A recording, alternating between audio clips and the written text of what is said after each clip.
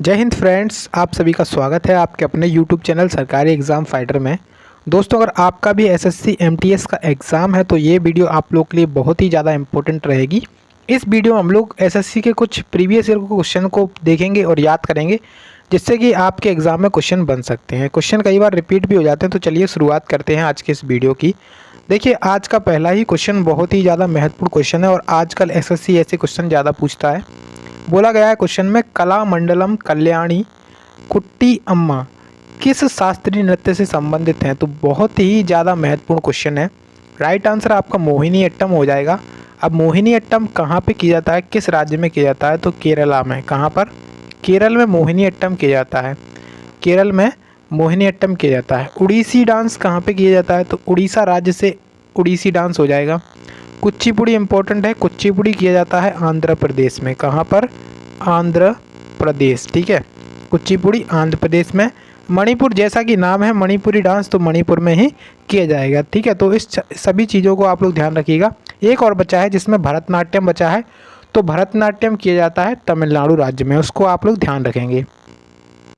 अब देखिए, next question आपसे पूछा गया है। बोला जा रहा है कि निम्नलिखित में से कौन एक प्रसिद्ध भारतीय पार्श्व गायक के साथ साथ एक अभिनेता भी थे। तो ये भी क्वेश्चन इम्पोर्टेंट रहेगा। यहाँ पे पूछा गया है कि भारतीय पार्श्व गायक तो थे, उसके साथ ही साथ एक अभिनेता यानी कि एक्टर भी थे। तो किशोर कुमार इसका राइट आंसर हो जाएगा। ऑप्शन नंबर पहला करेक्ट आंसर हो जाएगा। ठीक है, प्रणब मुखर्जी आप सभी लोग जानते हैं, भारत के राष्ट्रपति रह चुके हैं। ठीक है, सुनील छेत्री, आप लोग बताएं कि सुनील छेत्री कौन है, कमेंट बॉक्स में। अब देखिए, नेक्स्ट क्वेश्चन, यहाँ पे भी कुछ इंपॉर्टेंट फैक्ट हम यहाँ पे देखेंगे। सबसे पहले क्वेश्चन में बोला गया है कि अखिल भारतीय मुस्लिम लीग का गठन कब किया गया था, किस वर्ष में हुआ था। तो अखिल भारतीय मुस्लिम लीग का गठन किया गया था 1906 में। ऑप्शन तीसरा इसका करेक्ट आंसर है। अब 1905 में क्या किया गया था? 1905 में किया गया था बंगाल विभाजन। बंगाल विभाजन, ठीक है, बंगाल विभाजन इस टाइम पर किया गया था। और इस टाइम पर गवर्नर कौन था? तो लॉर्ड कर्जन के टाइम पर, कर्जन था जो, उसी के टाइम पर क्या किया गया था? बंगाल विभाजन किया गया था। ध्यान रखिएगा। ठीक है, बहुत ही ज़्यादा इम्पोर्टेंट है। अब देखिए, नेक्स्ट में आपसे पूछा गया है, असम का अम्बुबाची त्यौहार प्रतिवर्ष किस महीने में मनाया जाता है। तो देखिए, अगर क्वेश्चन ऐसा पूछा जाता कि अम्बुबाची त्यौहार कहाँ पे मनाया जाता है, तो आप सभी लोग, लगभग सभी लोग लगा देते कि असम में मनाया जाता है। लेकिन क्वेश्चन का पैटर्न देखिए थोड़ा, कि उन्होंने बोला है कि अम्बुबाची त्यौहार मनाया तो असम में ही जाता है, लेकिन कब मनाते हैं। तो इसमें बहुत सारे स्टूडेंट्स आउट हुए होंगे, बहुत सारे स्टूडेंट्स इसमें आउट हो गए होंगे। तो ये जो है ना, अम्बुबाची त्यौहार असम में मनाया जाता है। और ये कब मनाया जाता है? जून के महीने में मनाया जाता है। ऑप्शन नंबर 4 इसका करेक्ट आंसर हो जाएगा। नेक्स्ट प्रश्न देखिए, कह रहा है कि निम्नलिखित में से कौन सी गैस पृथ्वी की सतह को सूर्य से आने वाली परावैंगनी किरणें यानी कि जो अल्ट्रावायलेट विकिरणस होती हैं उनसे बचाती है। तो कौन सी गैस है? ओजोन गैस है। अब देखिए, ओजोन गैस ओजोन परत में पाई जाती है। कौन सी परत में? ओजोन परत। ठीक है, ओजोन परत किस मंडल में पाई जाती है? पृथ्वी की, जैसे यहाँ पे पृथ्वी है, इसके ऊपर कई सारे मंडल बने हुए हैं, जैसे वायुमंडल कहते हैं। कई सारे मंडलों का क्या है? एक समूह है, जिसे वायुमंडल कहा जाता है। सबसे नीचे की बात की जाए, अगर पृथ्वी से, अगर हम यहाँ पे खड़े हैं और यहाँ पे हम देखें, तो सबसे नीचे आता है क्षोभ मंडल, उसके बाद आता है अपना समताप मंडल, फिर आता है मध्य मंडल, उसके बाद अपना आयन मंडल आता है, लास्ट में सबसे ऊपर जाता है अपना बाह्य मंडल। ठीक है, अब देखिए, जो ओजोन परत है वो कौन से मंडल में होती है? तो ओजोन परत होती है समताप मंडल में। ठीक है, उसके बाद आपसे पूछा जा सकता है कि जो अपने यात्री विमान होते हैं वो किस मंडल में उड़ाए जाते हैं। यात्री विमान किस मंडल में उड़ाए जाते हैं? कॉमर्शियल जो फ्लाइट्स होती हैं उन्हें किस मंडल में उड़ाया जाता है? तो समताप मंडल में, क्योंकि इस मंडल में कोई भी मौसम संबंधी घटनाएं नहीं होती हैं। इसमें बिल्कुल मौसम साफ वगैरह सब कुछ रहता है। इस वजह से यहाँ पे ये सब ओजोन परत में, ओजोन परत जो सूर्य से आने वाली किरणें होती हैं, परावैंगनी विकिरण, उनसे हमारी पृथ्वी को बचाती है। और अगर ये ओजोन परत में यहाँ से निकल के अगर पृथ्वी पर आ जाती हैं तो इससे त्वचा कैंसर हो सकता है। ठीक है, अब देखिए, नेक्स्ट प्रश्न आपसे पूछा गया है, all the changes in the weather are driven by. देखिए, इंग्लिश में क्वेश्चन है, थोड़ा इसको हम बता देते हैं कि इसमें क्या कहा गया है। कहा गया है कि all the changes in the weather are driven by, देखिए जो मौसम संबंधी सभी चीज़ें होती हैं वो किसके कारण होती हैं। देखिए सबसे पहला है चंद्रमा, सूरज, तारे या फिर जोवेलियन प्लैनेट्स। देखिए अब यहाँ पे जो है ना मौसम संबंधी जो घटनाएं मतलब मौसम संबंधी जो परिवर्तन होते हैं वो किसके कारण होते हैं, सूर्य के कारण होते हैं। ऑप्शन नंबर 2 इस क्वेश्चन का करेक्ट आंसर हो जाएगा। ठीक है, नेक्स्ट प्रश्न आपसे पूछा गया है साइंस से, और साइंस में पूछा इन्होंने कि निम्नलिखित में से कौन सा संपर्क बल का उदाहरण है। देखिए संपर्क बल का उदाहरण है पेशीय बल। ऑप्शन नंबर 2 इस क्वेश्चन का करेक्ट आंसर हो जाएगा। ऑप्शन 2 यहाँ पे सही उत्तर हो जाएगा। नेक्स्ट प्रश्न बोला गया है हर्षवर्धन 606 से 647 ईस्वी तक इसका शासनकाल रहा था। ये किस वंश का शासक था। देखिए हर्षवर्धन बहुत ही प्रतापी शासक था और ये पुष्यभूति वंश का शासक था।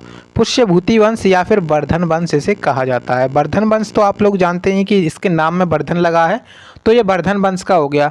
लेकिन आपसे एग्जामिनर ने इसी वजह से वर्धन नहीं दिया है, क्योंकि आप लोगों को अगर उसे आउट करना था तो वर्धन को हटाना पड़ेगा। और पुष्यभूति आप में से बहुत कम लोग जानते होंगे, मतलब जिसने पढ़ा होगा वो जानता होगा।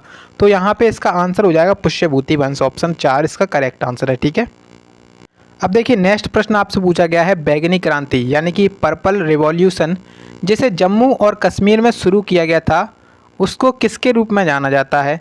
इसे जाना जाता है लेवेंडर क्रांति के रूप में। ठीक है, लेवेंडर क्रांति के रूप में जाना जाता है। कमेंट बॉक्स में बताएंगे आप लोग कि बैगनी क्रांति पर्पल क्रांति की शुरुआत कब हुई थी। ठीक है, नेक्स्ट में आपसे पूछा गया है फीताक्रमी यानी कि टेप वर्क प्राणी जगत के किस वर्ग यानी कि ग्रुप से संबंधित है। देखिए जो फीताक्रमी है वो किस ग्रुप से संबंधित है, तो ये पट्टक्रमी से संबंधित है। किससे, पट्टक्रमी प्लेटी हेल्मिथनीज। ठीक है, प्लेटी हेल्मिथनीज से संबंधित है। ऑप्शन 2 इस क्वेश्चन का करेक्ट आंसर हो जाएगा। देखिए एक बार फिर से बहुत ही अच्छा क्वेश्चन आ चुका है और बहुत ही इंपॉर्टेंट क्वेश्चन है। बोला गया है कि बगरुम्बा किस भारतीय राज्य का लोक नृत्य है। बहुत ही ज़्यादा महत्वपूर्ण है और एसएससी का फेवरेट क्वेश्चन है। तो बगरुम्बा डांस कहाँ पे किया जाता है, तो असम राज्य में किया जाता है बगरुम्बा डांस। ठीक है, असम राज्य में किया जाता है। गोवा का एक उत्सव है जिसको आप लोग याद रख सकते हैं सिग्मो फेस्टिवल।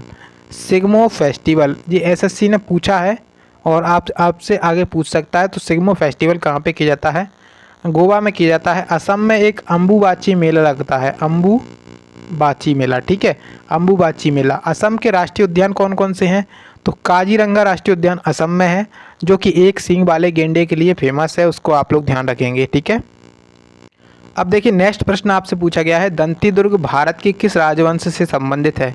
देखिए जो दंती दुर्ग था उसने राष्ट्रकूट वंश की स्थापना की थी। ठीक है, राष्ट्रकूट वंश की स्थापना की थी दंती दुर्ग के द्वारा। ऑप्शन 3 इस क्वेश्चन का करेक्ट आंसर हो जाएगा। ठीक है, ऑप्शन नंबर 3 इस क्वेश्चन में करेक्ट आंसर है। अब देखिए दक्षिण भारत के वंशों की बात की जाए तो दक्षिण भारत जैसे यहाँ पे है, तो दक्षिण भारत में मुख्य रूप से 3 आपके रहे थे, चेर, पांड्य और चोल। चेर, पांड्य, चोल, यहाँ पे इस तरीके से तीनों चले। तो चालुक्य वंश अपना चला था इधर के साइड, इधर यहाँ पे। ठीक है, और उसी को चालुक्य को हटा करके राष्ट्रकूट आए थे और फिर ऐसे मतलब इनमें आपस में चलता रहा था। जब आप हिस्ट्री अच्छे से पढ़ेंगे तब आपको अच्छे से समझ में आएगा। अब देखिए नेक्स्ट क्वेश्चन आपसे पूछा गया है मार्च 2022 में पंजाब के नए मुख्यमंत्री कौन बने हैं। तो क्वेश्चन पूछा जा सकता है कि पंजाब के नए मुख्यमंत्री कौन है, तो भगवंत मान। कौन है, भगवंत मान इसका करेक्ट आंसर हो जाएगा। ऑप्शन नंबर 4 यहाँ पे करेक्ट आंसर है। ठीक है, देखिए एक बार फिर से अच्छा क्वेश्चन आ चुका है और क्वेश्चन में बोला गया है कि निम्नलिखित में से कौन सा सर्प नौका दौड़ का एक भारतीय खेल है। तो कौन सा है जिसमें सर्प नौका दौड़ कराई जाती है, तो बल्लभ कली। कौन सा, बल्लभ कली इसका correct answer. Option number 3 question का सही उत्तर हो जाएगा। किस राज्य में कराई जाती है, तो आप लोग एक बार इसको सर्च करके बताइएगा। अब देखिए नेक्स्ट क्वेश्चन आपसे पूछा गया है गुजरात के हजीरा से उत्तर प्रदेश के जगदीशपुर तक जाने वाली HBJ गैस पाइपलाइन निम्नलिखित में से किस राज्य से होकर गुजरती है। देखिए एक गैस पाइपलाइन है जिसका नाम है HBJ गैस पाइपलाइन। अब ये कहाँ से कहाँ तक, गुजरात से लेकर के उत्तर प्रदेश के जगदीशपुर तक है। ठीक है, अब ये किस राज्य से होकर के गुजरती है, तो ये मध्य प्रदेश राज्य से होकर के गुजरती है। ऑप्शन नंबर 4 इस क्वेश्चन का सही उत्तर हो जाएगा। ठीक है, अब देखिए एक बार फिर से अच्छा क्वेश्चन आ चुका है। इसमें बोला गया है कि भारतीय संविधान का कौन सा राज्य के नीति निर्देशक तत्वों से संबंधित है। देखिए संविधान है उसमें 22 भागों का जिक्र किया गया है, जिसमें से जो राज्य के नीति निर्देशक तत्व हैं उनमें भाग 4 में इसकी बात कही गई है। राज्य के नीति निर्देशक तत्वों की चर्चा भाग 4 में कही गई है। और अगर आपसे पूछा है कि किस आर्टिकल किस अनुच्छेद में है, तो अनुच्छेद 36 से लेकर के अनुच्छेद 51 में इसकी चर्चा की गई है। ठीक है, अब आपसे क्वेश्चन पूछा जा सकता है कि डीपीएसपी अप्रवर्तनीय है, ये किस आर्टिकल में है? डीपीएसपी अपरिवर्तनीय है, ये किस आर्टिकल में है? तो आर्टिकल नंबर 37 में इसकी चर्चा है। ठीक है, उसके बाद अनुच्छेद 44 में क्या कहा गया है? तो अनुच्छेद 44 में कहा गया है समान नागरिक संहिता, इसकी चर्चा अनुच्छेद 44 में की गई है। अनुच्छेद 50 में लोक जो अपनी न्यायपालिका होती है उसको कार्यपालिका से अलग की चर्चा की गई है अनुच्छेद 50 में। उसके बाद एक इम्पोर्टेंट और है अनुच्छेद 51, जिसमें चर्चा की गई है। जिसमें चर्चा क्या की गई है? अनुच्छेद 51 में अंतर्राष्ट्रीय शांति को बढ़ावा देने के लिए चर्चा की गई है। ठीक है, उसके बाद एक संविधान संशोधन हुआ, 42वां संविधान संशोधन। ठीक है, 42वां संविधान संशोधन हुआ, जिसके तहत इसमें 10 मौलिक कर्तव्यों को जोड़ा गया। 10 मौलिक कर्तव्यों को जोड़ दिया गया। अब ये 10 मौलिक कर्तव्य थे, अनुच्छेद नंबर 51A बना करके रख दिया गया। अनुच्छेद 51 का A इसमें बना करके 10 मौलिक कर्तव्यों को इसमें रख दिया गया। ठीक है, तो ध्यान रखेंगे ये सभी चीज़ें। डीपीएसपी अप्रवर्तनीय है, अनुच्छेद 37 कहता है। अनुच्छेद 44 कहता है कि समान नागरिक संहिता, अगर व्यक्ति किसी भी धर्म का है उसके लिए जैसे डिवोर्स हो गया, उसके नियम जो होंगे कानून के मतलब सभी के लिए एक समान होंगे। ठीक है, और प्रॉपर्टी वगैरह के लिए भी इसमें चर्चा की गई है। अनुच्छेद 50 कहता है कार्यपालिका को न्यायपालिका से अलग करना। उसके बाद अनुच्छेद 51 कहता है कि अंतर्राष्ट्रीय शांति को बढ़ावा देना। उसके बाद 42वां संविधान संशोधन हुआ और उसमें 10 मौलिक कर्तव्यों को जोड़ा गया, जिसमें आर्टिकल 51A और जोड़ दिया गया। आर्टिकल 51A में मौलिक कर्तव्यों की चर्चा है। ठीक है, ध्यान रखिएगा, ये सभी चीज़ें इंपॉर्टेंट थी। उसके बाद अब देखिए भाग 3 में बात की जाती है, तो भाग 3 में आपके मौलिक अधिकार आते हैं। क्या आते हैं? मौलिक अधिकार, जिसे मूल अधिकार बोला जाता है। मौलिक अधिकार भाग 3 के अंतर्गत आते हैं। इनकी चर्चा अनुच्छेद 12 से लेकर के 35 तक है। अब देखिए अनुच्छेद नंबर 14 पूछा जा सकता है, 15 पूछा जा सकता है, 16, 17, 18, इनमें से आपसे हर एक अनुच्छेद पूछा जा सकता है और पूछा भी जा चुका है। अभी तक शिफ्ट हुई हैं उनमें पूछा जा चुका है। अनुच्छेद 14 में कहा गया है कि विधि के समक्ष समता का अधिकार। विधि के समक्ष समता का अधिकार किस में है? अनुच्छेद 14 में है। अनुच्छेद 15 में कहा गया है कि धर्म, जाति, लिंग, जन्म स्थान के आधार पर किसी भी व्यक्ति से भेदभाव नहीं किया जाएगा। इसमें ये चर्चा की गई है किस किस की? धर्म, जाति, लिंग और जन्म स्थान। ठीक है, जन्म स्थान के आधार पर किसी भी व्यक्ति से भेदभाव नहीं किया जाएगा। अब अनुच्छेद 16 ये आपसे पूछा जा चुका है और अनुच्छेद 17 भी आपसे पूछा जा चुका है। अनुच्छेद 16 में कहा गया है कि लोक नियोजन के विषय में अवसर की समानता। लोक नियोजन के विषय में अवसर की समानता मतलब इसका ये है कि कोई भी नौकरी निकलती है सरकारी, तो उसमें सभी को अवसर की समानता दी जानी चाहिए। अनुच्छेद 17 कहता है, इसमें किसकी चर्चा की गई है? अस्पृश्यता का अंत यानी कि छुआछूत का अंत, अनटचेबिलिटी यानी कि किसी भी व्यक्ति से जाति के आधार पर उससे अस्पृश्यता नहीं की जाएगी, छुआछूत नहीं की जाएगी। उसके बाद अनुच्छेद 18 जो आता है उसमें बात की गई है किसकी? अनुच्छेद 18 में चर्चा की गई है उपाधियों का अंत। ठीक है, उपाधियों का अंत इसमें चर्चा की गई है। तो यहाँ पे ये सभी इम्पोर्टेंट हैं। ठीक है, उसके बाद अनुच्छेद 19 है, 19 का 1A है, उसमें चर्चा किसकी की गई है? 19 के 1A में चर्चा की गई है प्रेस की स्वतंत्रता। ठीक है, तो ये सब चीज़ें थी। आगे भी बहुत सारे अनुच्छेद इंपॉर्टेंट हैं, तो मैं आपको आगे की वीडियोज़ में बताता रहूँगा, लेकिन ये चीज़ें आप लोग ध्यान रखेंगे। ये वाले जो है ना वो बहुत ही ज़्यादा इंपॉर्टेंट हैं और आपसे पूछे जा सकते हैं। ठीक है, चलिए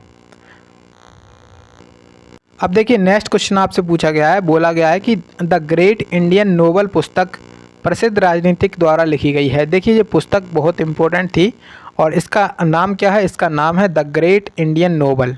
इस पुस्तक को किसके द्वारा लिखा गया है? तो शशि थरूर जी के द्वारा इसे लिखा गया है। ऑप्शन तीसरा क्वेश्चन का करेक्ट आंसर है। अब देखिए नेक्स्ट क्वेश्चन कह रहा है कि यदि न्यायपालिका का यह कहना है कि संसद द्वारा पारित विशेष कानून संविधान के मूल ढांचे का उल्लंघन करते हैं तो उसके पास ऐसे कानूनों को रद्द करने की शक्ति है, इसे क्या कहा जाता है? तो इसे कहा जाता है न्यायिक समीक्षा। ऑप्शन नंबर 1 इसका करेक्ट आंसर है। ठीक है, अब देखिए फिर से एक और क्वेश्चन ऐसा आ चुका है जो कि बार बार पूछा जाता है। क्वेश्चन में कहा गया है कि निम्नलिखित में से कलकत्ता, जिसको कोलकाता में ब्रह्म समाज की स्थापना किसने की थी? अब ब्रह्म समाज की बात आई है तो इसकी स्थापना करी गई थी राजा राम मोहन राय के द्वारा। अब मुझे करेक्टली तो ध्यान नहीं है, लेकिन अभी तक एक आध शिफ्ट जो हुई हैं उनमें एक समाज के बारे में ज़रूर पूछा गया है। अब देखिए जो स्वामी दयानंद सरस्वती जी थे, इनके द्वारा आर्य समाज की स्थापना की गई थी। आर्य समाज की स्थापना स्वामी दयानंद सरस्वती के द्वारा की गई थी। स्वामी विवेकानंद जी ने रामकृष्ण मिशन की स्थापना की थी स्वामी विवेकानंद जी ने। ठीक है, तो आर्य समाज की स्थापना स्वामी दयानंद सरस्वती ने, ब्रह्म समाज की स्थापना राजा राम मोहन राय ने, और अपने यहाँ पे जो स्वामी विवेकानंद जी हैं उनका संबंध रामकृष्ण मिशन से है, इसकी स्थापना से है। ठीक है, अब देखिए नेक्स्ट क्वेश्चन आपसे पूछा गया है, प्रति इकाई क्षेत्र में व्यक्तियों की संख्या को माप को क्या कहते हैं? देखिए जो प्रति इकाई क्षेत्र होता है उसे क्या कहते हैं? उसमें व्यक्तियों की संख्या, जनसंख्या घनत्व को माप देती है। ऑप्शन तीसरा इस क्वेश्चन का करेक्ट आंसर है। ठीक है, अब देखिए लास्ट क्वेश्चन है, ये क्वेश्चन भी काफ़ी ज़्यादा इंपॉर्टेंट है और एसएससी का फेवरेट क्वेश्चन है। बोला गया है कि भारत के मंदिरों से संबंधित दिए गए कथनों में से कौन सा कथन सत्य है? अब देखिए नागर शैली और द्रविड़ शैली, पहले आपको बता देते हैं नागर शैली और द्रविड़ शैली के बारे में। अगर आपसे द्रविड़ शैली की बात की जाए तो दक्षिण भारत में द्रविड़ शैली, कौन सी? द्रविड़ शैली दक्षिण भारत में है और नागर शैली उत्तर भारत में है। अब यहाँ पे वही चीज़ आपसे बोली गई है क्वेश्चन में कि नागर शैली की वास्तुकला को उत्तर भारतीय शैली के नाम से भी जाना जाता है। दूसरा कहा गया है कि द्रविड़ शैली की वास्तुकला को दक्षिण भारतीय शैली के रूप में भी जाना जाता है। तो दोनों बातें सही है, क्योंकि उत्तर भारत में नागर शैली का उपयोग किया जाता है, नागर शैली का उपयोग, और दक्षिण भारत में द्रविड़ शैली का उपयोग। तो दोनों यहाँ पे कथन सही हैं। ऑप्शन नंबर 2 इस क्वेश्चन का सही उत्तर हो जाएगा। ठीक है, सही उत्तर इसका क्या होगा? ऑप्शन नंबर 2 यहाँ पे सही उत्तर हो जाएगा इस क्वेश्चन का। ठीक है, तो यहाँ पे सभी क्वेश्चंस आपके आज एंड हो चुके हैं। आई होप कि आप सभी लोगों ने अभी तक सारे क्वेश्चंस को अटेम्प्ट किया होगा और अच्छे से एनालिसिस करके इनके आधार पर आप लोग अच्छे से पढ़ाई करिए और अच्छे से अपना एग्ज़ाम को क्लियर करिए। और वीडियो अगर आपको पसंद आई तो प्लीज़ वीडियो को लाइक करिए, दोस्तों के साथ शेयर जरूर कर दिए, चैनल को आप लोग सब्सक्राइब जरूर कर लीजिए।